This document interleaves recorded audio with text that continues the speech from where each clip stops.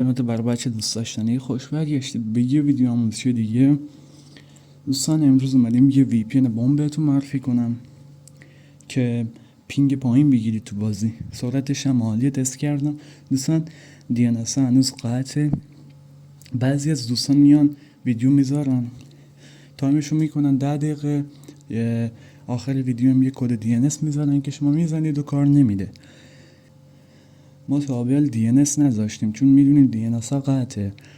هیچ DNS نه نسل 4 و نه نسل 6 هیچی بس نیست، فقط VPN ها فعلا جوابه و وایرگارد که اونا هم پولیه.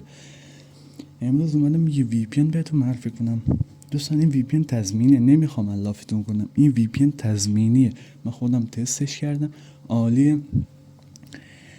خلاصه که حمایت یادتون نره، لایک و کامنت و سابسکرایب بکنید، مثل همیشه کامنت انگلیسی بذارید تا ثابتون نپره.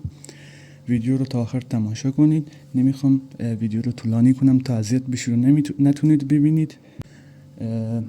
بریم یه تست کوچیک بگیریم از این VPN، ببینیم پینگش چجوریه، بعدش بریم طرز نصب کردن و روشن کردنش رو بهتون آموزش بدم. بریم.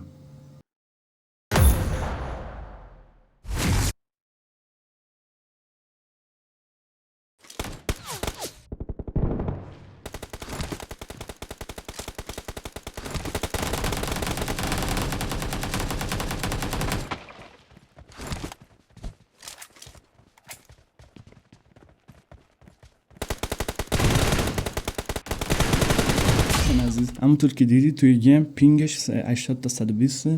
خب بریم سراغ طرز نصبش.